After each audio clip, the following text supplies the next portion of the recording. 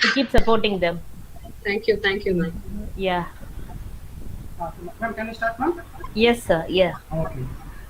Good evening to everyone present here. Today, we're going to introduce our alumni, Miss Sanjana, 2012 batch. Let me introduce herself. She is a sustainability advocate and works as a project officer for the United Nations Sustainable Development Solution Youth SDG student program.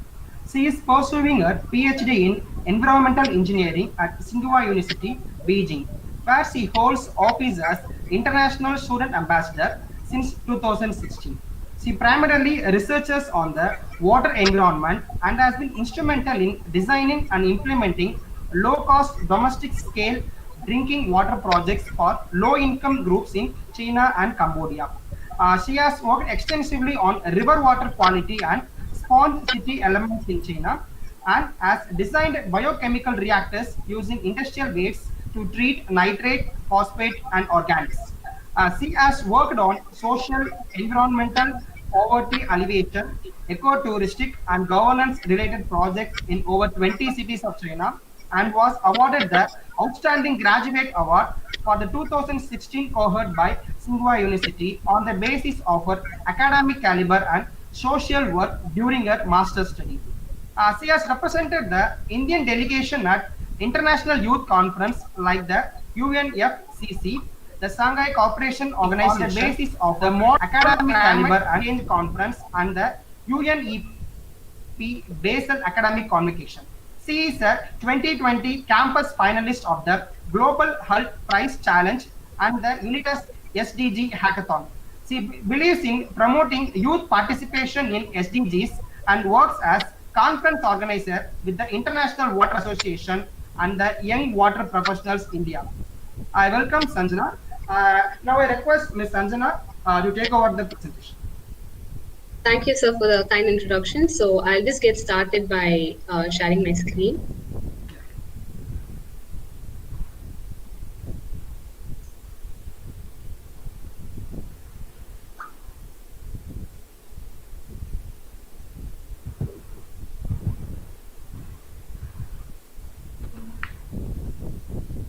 Yeah. Is my screen visible? Yes. Okay. Okay. Yeah. So first of all, thank you for having me today, and it gives me great pleasure for joining you here because this is where I started from, and I'm very happy to see a lot of the wonderful teachers I've studied with. Thank you to Prem Kumar sir for reaching out to me, and I'm really excited to be here today. And to all the students here, I just want you to feel very much at home because I'm just 4 years ahead of you. I graduated in 2016 and now it's 2020. So I want it to be more of a friendly conversation which we're going to be having. So sit back and relax and feel free to ask me any questions which might pop up. And let's get started.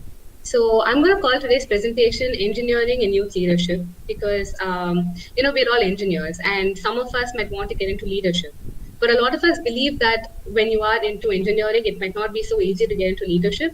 So I'm going to be talking about exactly how to use engineering to become a leader if you want to do that. My name is Sanjana, yeah. All right, so a small introduction about me. I am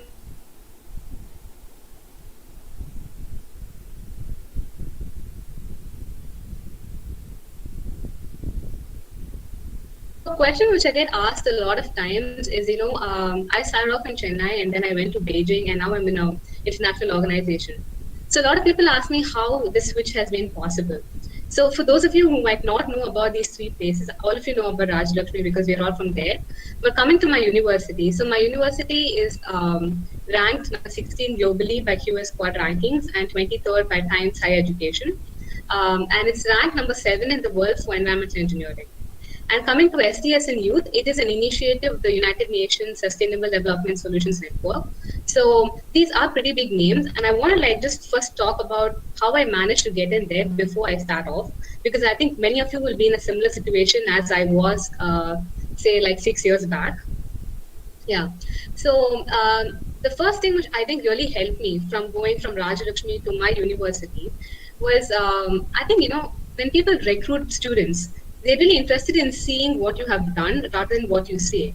So in my case, during my third year, I had joined L&T as an intern for summer, and because at that time I wasn't sure about what I really wanted to do. But later on, I realized that I wanted to get into environmental engineering in my fourth year, and so I did my undergraduate thesis project in CLRI.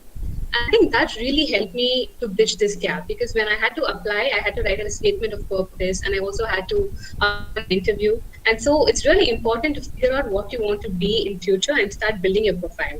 And that's why I put up this slide. And the second big question, so from Tsinghua University, I'm doing a PhD in environmental engineering and how to go into a leadership position. So what I did to get here is that I kind of realized this is something I wanted to do. And I tried my best in participating in a lot of events which were held by all these global organizations. And, it really helps to participate and to learn more about these things and to have them in your resume and your people, like I said, people really are interested in seeing what you've done rather than what you talk about. So I think this is my advice to you before I start off, that if you want to be a leader from being an engineer, there's always a way, and you just have to figure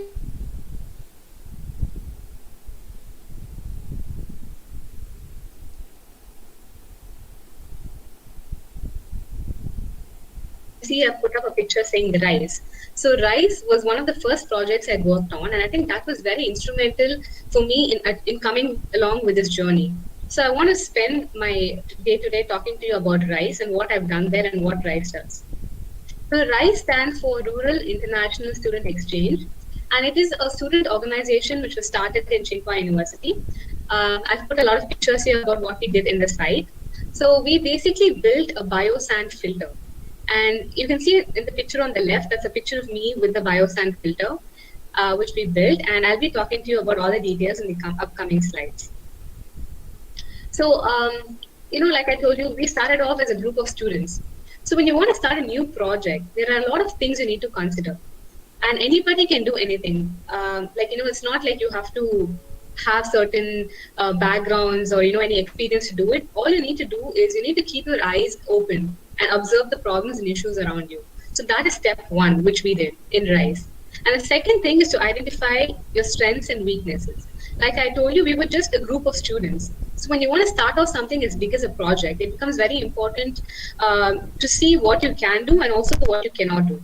Because what you cannot do, you can always ask for help from other people if your idea is good. And the third thing is the most important part, which is your action. So once you come up with an idea, you get into action. So your action should start off with a preliminary research, like what's happening in that place. And you should also think about the various ways in which you can execute the financial aspects, because a project involves a lot of money. And think about the long-term design. It's not just about building a filter today and seeing that it treats water today. You need to think about what it's going to do after 2 years, after 3 years, and after many years. And another thing you need to consider is the intellectual property rights, because when you work on a project as a team, you're going to have various people pitching in which idea belongs to whom and how you're going to sort that out. So that needs to be done on paper before you start off with the project. And the final step is expansion. So you've now come up with a project and it's going fine. So you don't want it to stay the way it is, right? You want it to expand. You want to take it to other cities or other countries or other continents. So you have to have a rough idea about whether you want to expand it and how you want to expand it. So like I told you, the first step is identifying the issue. So coming to the issue, as you all know, water problem is a global problem. Though, whenever you watch movies, they say, okay, water problems, they show you Africa, they show you India, but it actually is a global problem, and 2/3 of the global population experiences water scarcity at least for 1 month in a year. And more than 1.2 billion people lack access to safe drinking water. So basically, water problem is a global problem, occurs in every continent, and is very important to address that. So that was the issue we wanted to address. And generally, so where does water come from? Water comes from a lot of places for many people. Like for you and for me, it comes from our water bottle, from our water cans. For some other people, they might use their groundwater wells to drink water. So water comes from various sources, right? And I think all of us know about the water cycle. So what I'm trying to say about the water cycle is that there is only 3%, 97% of the earth is covered with water, but only 3% is going to be fresh water, of which less than 1% is available to us. So the amount of water we have is pretty scarce, and it becomes very important to realize how you can use this water and how you can solve issues arising in drinking water, right? So these are all the issues which are there with water, with drinking water.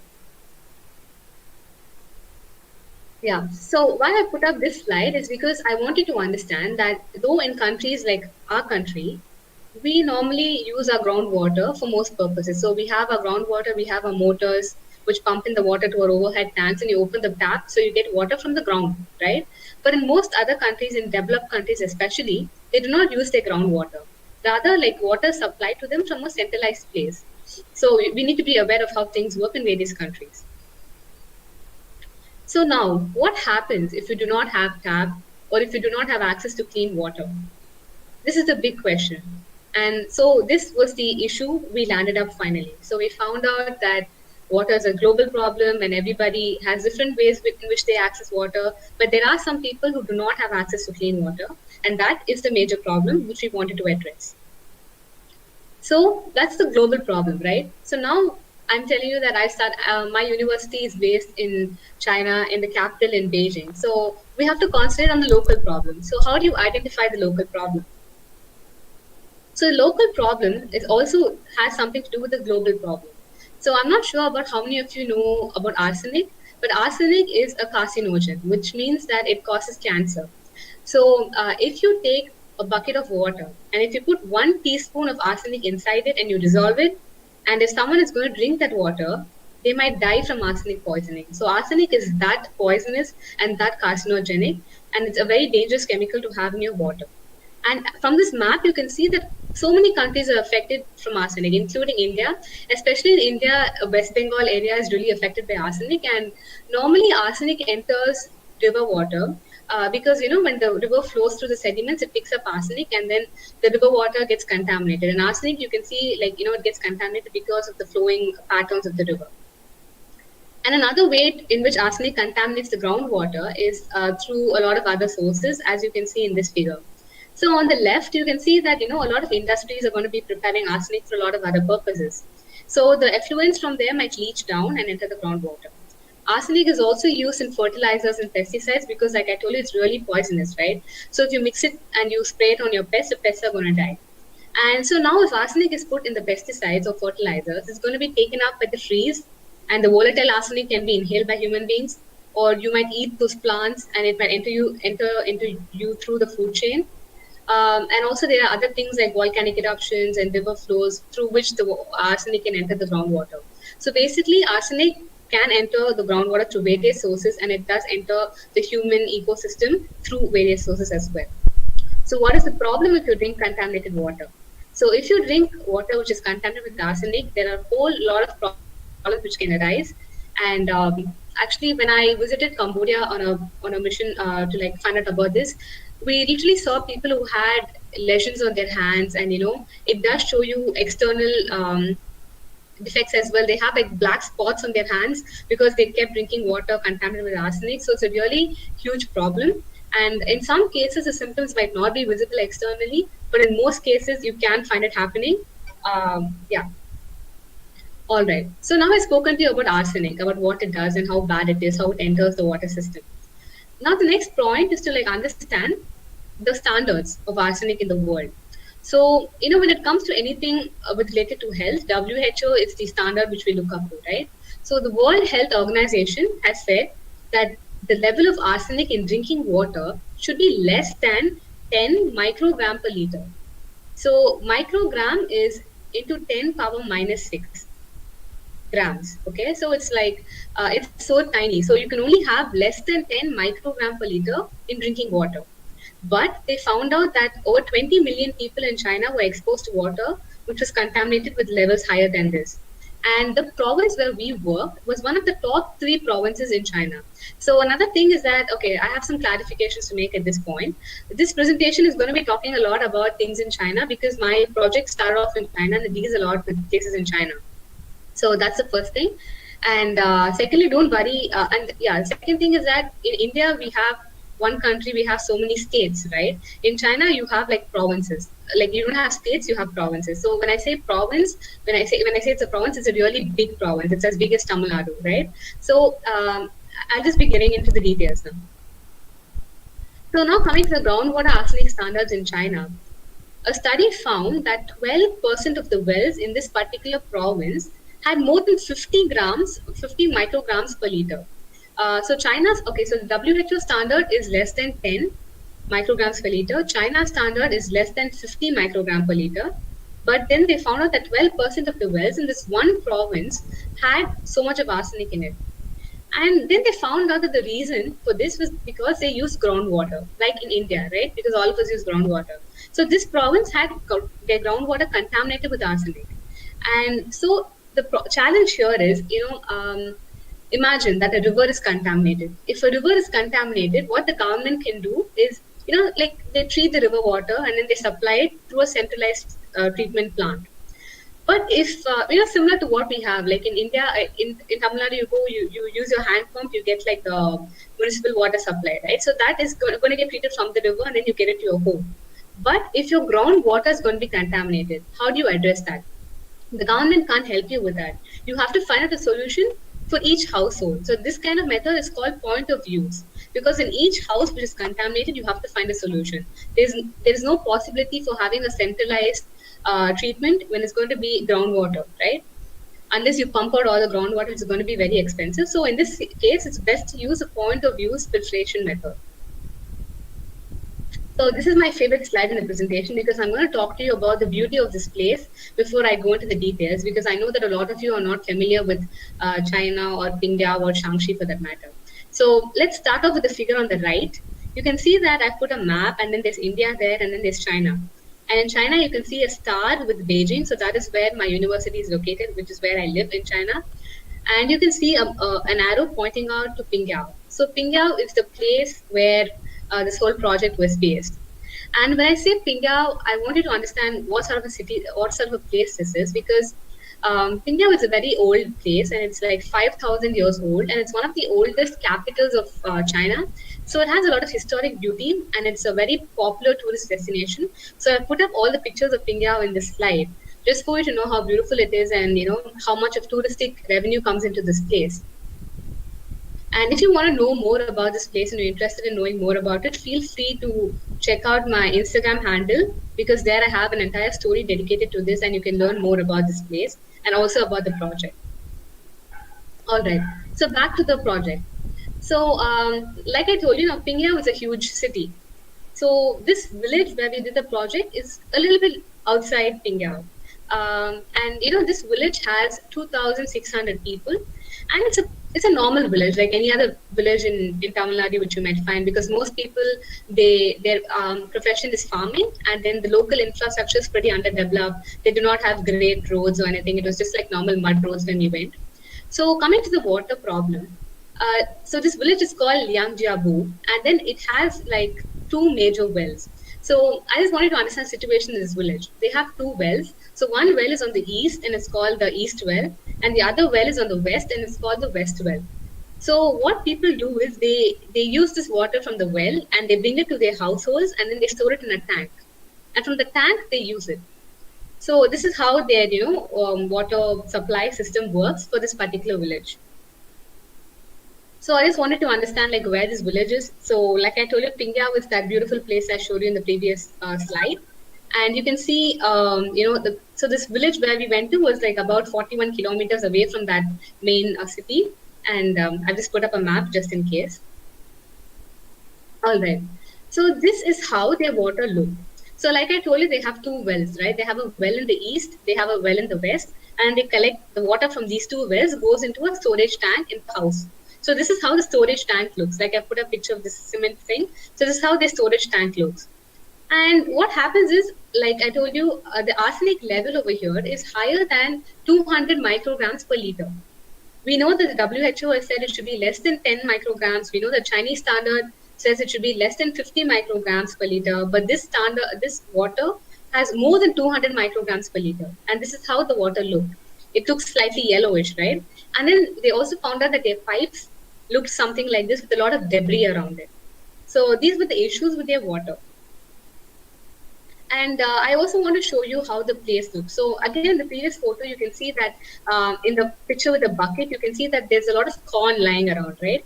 So this village is very popular for corn. So they do a lot of corn harvesting. Actually, they're all farmers, right? So they grow a lot of corn, and then in the next picture also you can see there's a lot of corn which they grow and they harvest. That is their major source of income. And when you look at their houses, it's pretty beautiful. Like I put a picture of a living room and of the bedroom of one of the houses. You can see that it looks pretty well and posh, right? Like it's perfectly fine. You don't find anything which says it's a village. It looks perfectly developed. But I've also put a picture of the washroom there, and you can see that it looks really very filthy. And that's because of this whole water problem which they're having, because water is pretty scarce for them, and the water quality also is not great. So the washrooms and the living rooms have absolutely no connection, which shows you how much of an issue the water is in this particular village. So I put up some more pictures of the project. So in our project, we work with the local villagers, and you can see people here washing the gravel, because gravel is an important part of the biosand filter. And you can see like a lot of kids were involved, some old people were involved, local people were involved. So this is a beautiful experience, and I'm looking forward to sharing it with you. So coming to the major question, we know that so they have groundwater, but then their groundwater is contaminated. So what can you do if your groundwater is contaminated? I know that all of us also, we do not drink our groundwater, right? How many of us really, use the water from our taps and drink it? We do not do that. What we do is we go and we buy like canned water, or in developed countries they use like centralized water. They open their taps and they're able to drink that. But are these alternatives possible for this particular village?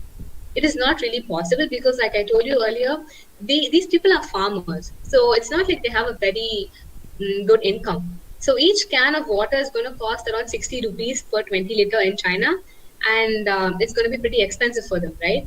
And when it comes to centralized water treatment plants, it's a very long-term thing, and you need the government to help you with that. And it's not something which can be done overnight, and it's going to take a huge investment as well. So what is the solution which can be done right now? So the solution is using a biosand filter, because biosand filters have been unanimously quoted to be the cheapest and most sustainable high quality water filters. And in most cases, the biosand filters are very cheap, because it only costs around $16, which is very affordable for a filter. And the best thing about biosand filters is that you can make use of local materials, and it literally has a lifetime forever. So if there's any problem with the biosand filter, all you need to do is you need to take it out, you need to rinse it, and then you need to put it back, and then it's going to work fine again. So it literally has a lifetime of forever, which means that it's a one-time investment. So let me just give you some further, points about this. So I told you that, the groundwater in this particular village was over 300, over 200, and here it's like saying it's around 300 microgram per liter. So I just want to look at this figure. So here we are comparing two filters which were able to treat the arsenic. The first one is a commercial water filter, and the second one to your right, is the biofilter which is built by us, which we are calling Rice's biosand filter. So the commercial biosand filter costs 36,000 rupees, and the one which was built by Rice costs 2,500 rupees. And so you can look at the standards. So the blue graph represents the influent standards, and the orange represents the effluent arsenic content. So you can see that the influent in both cases had 300 microgram per liter, and the effluent in both cases almost had same output. But you can look at the price difference between a commercial filter and the biosand filter. So you can understand now that biosand filters are really cheap and they are effective, right? But biosand filters, they do have a few setbacks as well. The major setbacks are it's going to be very hard to prefabricate a biosand filter.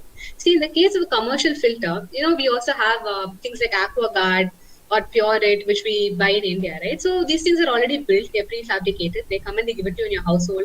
There's a technician who comes, he connects it for you, and then it's good, right? So it's already done. You don't have to really build it. But in the case of a biosand filter, it's not really possible for someone to build it and carry it for you, because it's going to be pretty heavy. You're going to put a lot of stones and sand, and you can't really use it right away. You have to give it some time. I'll be talking about that later. So basically, prefabrication is not possible. So for a biosand filter, you have to build it in situ.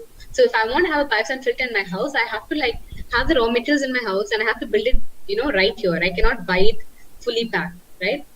And the second thing is large scale commercialization is going to be expensive. So you might ask me, so why can't companies like Pureit or Aquaguard, why can't these kind of companies sell biosand filters? They cannot do it because they cannot commercialize it, right? They cannot keep going to each person's house and building it. So large scale commercialization of biosand filters is pretty hard, which is why it hasn't picked up in the commercial market. And the third setback is that it's pretty hard to maintain a uniform water quality because, like I mentioned, if you have a Pureit in your house, you press the button, it works and it comes out. And once in 6 months, the technician will come and repair it for you. He'll clean the filters for you, so you're good to go. But in the case of a biosand filter, you only know that the water quality is deteriorating when the flow rate becomes very low. And for that, like the local people, they should be able to like treat it by themselves. So it's a little bit hard to use than the commercial filters. So coming back to like the biosand filter by Rice, on the right you can see a picture I posted. So this picture is a picture of my school in the School of Environment. So it's my department there. This is how it looks, and this is where this whole project started off from. So I wanted to put this picture. And like I told you, it was launched in 2012, and I only joined in 2016. So by the time I had gone, there was already a lot of work which was done, but I had the opportunity to actually take part in the most exciting aspects of this project, like the field visits and then the testing and following up with the results. So it's been a beautiful experience for me. All right, so now getting into the project overview. So in the beginning, I told you that if you want to make a change, you have to identify a cause, right? What is the issue? So we identified the issue. The issue was water problems. And secondly, we also identified the local problem. The local problem is they're using groundwater. The groundwater is contaminated with arsenic. And so now I also told you, once you know your problems, you have to start getting into action. So now I'm talking to you about the action. What exactly did RISE do? So the first thing which RISE did is that I told you we're just a group of students, right? So it's not possible to do everything by ourselves. And I also showed you in one of the previous slides that we are located in Beijing, right? I hope you can remember. Okay, I think you can remember. So we are located in Beijing, and this place called Pingyao is pretty much far away. So when I had to go from Beijing to Pingyao, it took me 9.5 hours by train. And after that, I had to travel for about 3 hours by road to get to this village. So it's not possible for people in Tsinghua University to actually go there and keep looking into all the aspects, which means that we need to collaborate with people. So when you collaborate with people, you need people who are in the site. So what we did is we collaborated with a university called Taiwan University of Technology, which is based in Shaanxi in this particular province. So you can see in the picture on your left, a group of students, right? So you can see me also there, and you can see a lot of other kids. They are almost about 15 people, of which only 3 of us are from Tsinghua University, and all the other people are from Taiwan University of Technology. They were our local partners, and they really helped us with like the day-to-day advancements and inspections of the biosand filters, because the biosand filter project actually was conducted for 1 whole year. So it's not possible for us to be there for 1 whole year, but they were able to be there for a year, and they were able to like follow up and keep us posted on what's happening. And they were able to like, give us contacts with the local people. And another thing we did is we also collaborated with the Department of Environmental Protection of Shaanxi province. So why is this important? When you talk about something as sensitive as drinking water, it's very important to like collaborate with the local government, because you just cannot go into people's households and say, okay, try drinking this. It's not possible, because you might get into legal complications. So it's very important to like collaborate with the local government to get your project cleared by the local government before you can actually implement it. And the third name you can see there is Palintest. So Palintest is a company which sells like scientific devices. So what they did for this project is they provided us with in situ arsenic testing kits. So I wanted to understand one thing now. Whenever you do an experiment, okay, there are a lot of testing kits which you have, which you can. Okay, for example, like you must have seen these popular television ads with Dove soap, etc., wherein they say, okay, the soap is very harsh. I'm using a pH strip, and so the pH strip turns yellow or it turns blue, and then they tell you, okay, this pH is too high or pH is too low. So these are like in situ testing methods. You just need to put something and then it tells you what it is. But if you want to get very, very accurate results, you have to do it in a full-fledged method in the laboratory. But in this case, arsenic contamination is not visible to the naked eye. when your water is contaminated with arsenic, sometimes there's a slight yellow tinge, but sometimes there is no visibility at all. So if you're going to a village and you're going to talk to local people saying your water is contaminated, they're not going to believe you unless you have some proof. So and it's impossible for us to take our whole laboratory from the university and go. So with talent test testing kit, we were just able to put the kit inside. Put the probe inside the water, and then it tells them that okay, your arsenic contamination level is pretty high, and then they believe you. So we needed this collaboration with talent test to be able to carry out these tests. And these testing kits were pretty expensive, and talent test was very kind to actually give it to us for free for use for this project.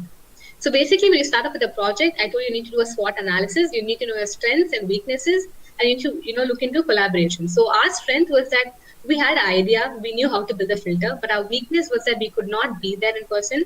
So we collaborated with local people. The second weakness was we didn't know how to convince the people. So we collaborated with talentists so that they could help us in convincing the people with real-time results in front of their own eyes. Okay, so coming to the experimental phase.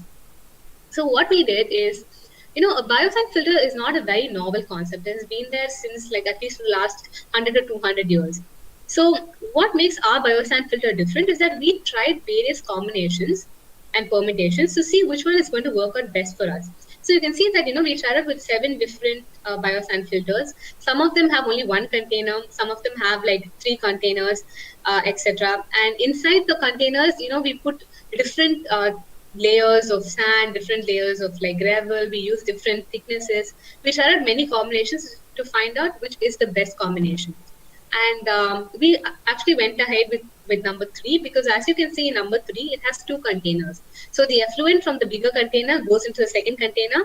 So you have a double filtration, and obviously the water quality is going to be better. So we went in with number 3. You might ask me, okay, what's the difference between number 3 and number 7? Like I said, the thickness of the layers were different between number 3 and number 7, and number 3 worked best. All right, so coming to the design of the filter.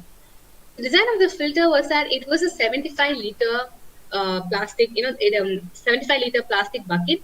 So basically, it's not like you need to have a very specific kind of a design. The design lies in the sand you use, in the gravel you use, in their, in their sizes. That is the main thing. It's not really important about what kind of container you use. If you want, you can still go ahead with whatever container you want, but it's better to go in with plastic because plastic is not going to react with anything else. So it's better to go in with plastic because, we are going to be using iron. So our container had gravel and smaller gravel, sand and iron nails. So it's very important to not use any reactive substances which might react with iron nails.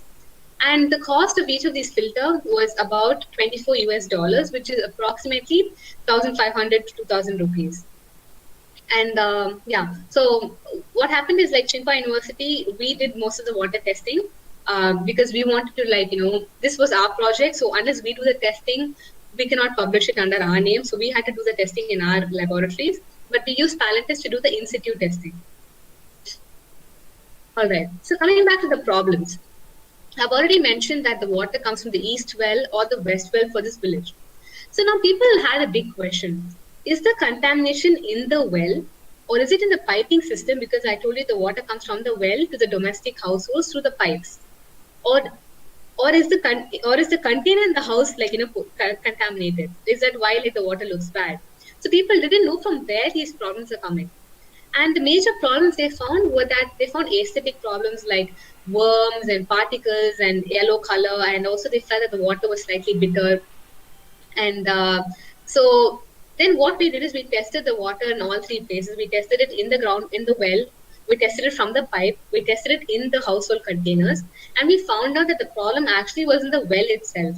Because the well water had about 220 to 240 microgram per liter of arsenic. And I told you that the standard is supposed to be less than 10 by the WHO or less than 50 in terms of China. So we found out that the problem is definitely in the groundwater. And so post this, now we know there's a problem. And you need to find out if the local people are going to be happy to have your product. Else it's going to be useless. Even if you design the best thing, if people are not going to be receptive of it, there's no point, right? So now we had a survey. So now we have the data saying, okay, your water is contaminated. It comes from the groundwater. It comes from the east well. So now we need to talk to people. You need to go meet people and ask them, are they okay with the water quality? What do they want to do? So 95%, so everybody almost said that they were unhappy with their water quality, and 95% said that the water quality, the water had pretty much of an odor. 100% said they did not like the taste, and many people did not like the appearance of the water, because imagine your water looks like this. Will you feel like drinking it? No, you will not, right? So they had a similar kind of mindset, and they were not happy with it. So then what we did is we told them, okay, so you have a problem in your groundwater quality, you're not happy with your water, so this is what we can do. We have a low cost idea to solve your problem. Are you interested? So what most people said is 95% of the people whom we surveyed said that they were interested in using this because it's going to be low cost. And then we asked them what they were doing before how they used to like get the drinking water before. They said that they did buy drinking water cans, like water cans, but they felt it was expensive. And some other people who could not afford cans, they used to like take their groundwater and then they used to boil it and drink it. But does boiling, remove arsenic? It does not, right? Arsenic cannot be removed by just boiling the water. Maybe it will kill like pathogens, but it's not going to help you in removing arsenic. So these minority of people, I'm sure they were still drinking arsenic contaminated water. And there are some other people who are pretty rich, and they were able to afford the commercial filters. And the commercial filters costed up to 20,000 to 30,000 rupees. But that's a very few people who were able to afford that. So based on all this, based on the water quality, based on the surveys, based on the willingness of the local people, we figured out that our project was suitable for implementation in this village. So now let me run you through what happened. So once we found out that this was possible, we went to the village and we built a lot of filters, because I told you it's not possible to prefabricate these things. So we went to the village, we built the filters, and once the filters are built, so now villagers are going to pour water on top of the filter, and then the water is going to be coming out. So it becomes important for us to tell them not to use it immediately, because when you use a biosand filter, it's not an instant thing. You cannot use it immediately, and we're just starting off with our project. So we told them to work with us for up to 6 months, wherein they had to like pour in water every day on top, and then they just had to keep it going. And what we did is we used to collect the influent and the effluent, and we tested it. And we tested in the laboratory, and we got the results. So for 1 year, they weren't able to use that. They were only like helping us. They were being like our local partners and participants in the project, because we needed them to test before we can like implement it. So they were partnering with us. All right. So post this 1 year, the experiment was successful. The filters were effective in removing the groundwater, and so we were able to like officially go ahead and ask them to drink this water. But we did have a lot of problems and a lot of lessons we had to learn, because like I already mentioned to you, drinking water is a very, very sensitive topic in any country, right? Anything to do with health is a sensitive topic. Even in our coronavirus situation right now in India, every state is saying, okay, like everything is perfectly fine, our state is fine, but that might not be the truth, because people don't really want to put out any disturbing news to the public. So when you're going to talk about a very sensitive topic like drinking water, something to do with their health, something to do with arsenic, it becomes important to like cooperate with the local government. Because if you do not cooperate with the local government and you go and tell people, hey, your water is contaminated, if somebody goes and reports to the government, they're going to be really pissed off with you, right? So that's not going to be a good thing to do. So the first thing we have to learn is that we have to cooperate with the local government. The second thing is that the households have to be educated, because like I told you, these filters, they cannot be prefabricated. We went there and we built it, and we come back to Beijing. So now the local people, they have to keep it running. They have to know how to operate it. So we need to educate them about how to build it, how to operate it, how to maintain it. And they also need to be able to identify when something goes wrong, so they can report it and somebody can go and help them. And the third thing is that, like I already mentioned, arsenic contamination is invisible to the naked eye. So you need to be able to prove to them that their water is contaminated, which is why we had talent testing kit to prove to them. And again, the training. So people need to be trained about how to manage this filter. And another important point is that the filter should be as easy to use as possible. And it should not like be too complex, because at the end of the day, these people are not going to be engineers or experts in water safety, right? They're going to be normal farmers, like how you find in our country. So it's going to be impossible for them to understand the science behind it. It should be pretty easy to use, and you should be able to give them a very simple user manual which they can follow. And the final point is my favorite point, because in a lot of places, in a lot of countries, they think that when you want to help out, okay, so this whole project, it's not like Tsinghua University or Rice. We got anything financially out of this project. It was completely for the community. We did not get 1 rupee out of it. And when you want to do something good for people, sometimes you think, okay, should I give it for free? Because normally in most countries, that's what we do, right? If someone needs something, you give it to them for free. But then, like, a lot of people have found that giving things for free actually depreciates the value of that thing. If someone gives you something for free, you tend to take it for granted, right? So the better way to do this is to actually give things at a subsidy. When you give things at a subsidy, it means that in our case, we gave them 50% subsidy. So 50% of the cost, my university bore it, and the other 50% the users had to pay. So because of that, the users know that, okay, this thing is pretty important. I have paid for this. So, I have to be responsible for it. So this is like a psychological thing which you need to understand. And you have to understand giving things for free might not be the best thing. It's okay to I'm not saying that you have to sell it for a high price which people can't afford, but don't give it for free. Try to give it to them for a subsidy so they know the value of that product. And finally, coming to the results. So this is the Palantir testing kit which I've been talking to you about. And you can see that, okay, so in the left-hand figure, this was the original water, and it tells you that it is more than 100 microgram per liter. And in the right-hand side, it shows you the water which came out of the filter, and it tells you it's 27 microgram per liter. So so now again, I'm going to answer the question which I was talking to you about. So when you use like a simple in situ test, it can only give you a certain amount of values. Like this Palantir testing, it can only tell me it's over 100. But if I test it in my laboratory, I can get the exact value of the arsenic contamination. But this is important to prove to the people in the site that your water is contaminated, right? So that's why it's important to have local partners. Just try to reiterate that point. And here's like a bigger figure of like what exactly happened. So you can look at the figure over here. It has like some diamond shaped points. So that is the arsenic levels in the well water. And the line in the lower part of the figure is the arsenic levels in the water which was treated, right? So you can see that the arsenic in the well water is between 200 to 250 microgram per liter. But the arsenic after getting filtered was less than 50 microgram per liter. Almost you can say that it's close to 25 microgram per liter, right? And the standard in China is it should be equal to or less than 15 microgram per liter. So basically, this filter was able to like remove the arsenic in the water well below the standards of the local government. And you can look at the efficiency rate, the removal rate. It's almost like the axis is on the right hand side. You can see that the removal rate is over 95% throughout the process. So basically, like this project was definitely a success.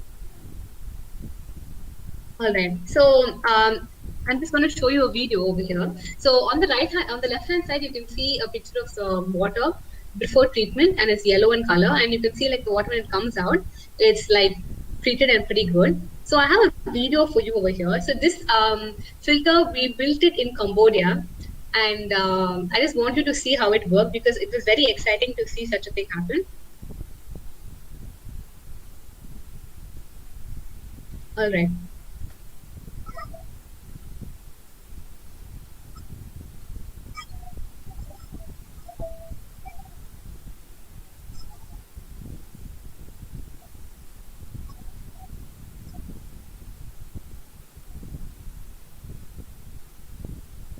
All right. So I think you can see that in the second container as well, the water looks pretty dirty, but look at the water which comes out in the end. It's pretty clean, right? So a biosand filter is really a wonderful thing to build, and it's really a very happy thing when you actually build something and you see it work. It feels really great.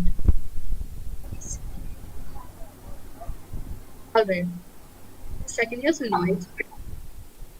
All right. Okay. So now I've spoken to you in detail about the project, how we started it off and how it went about. And so now I want to talk to you about the real technical aspects of the project. So let me just run through what we've done so far. I spoke to you about the major problem. The major problem was that every country in the world is like having water problems. And the second problem is that in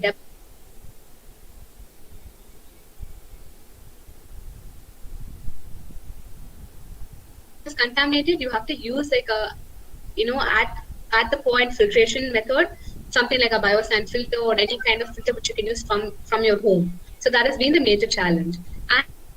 And our other challenge was that we are working with people who are from LIGs, which is like a low income group. So you cannot like sell 20,000, 30,000 worth commercial filters to them. So you need to come up with something which is going to be efficient as well as cost effective. And then I told you that I told you about how we started the biosand filter project, what all we did, and how we found out that the East well was the problem. It had arsenic, and then how we did the testing, how we surveyed the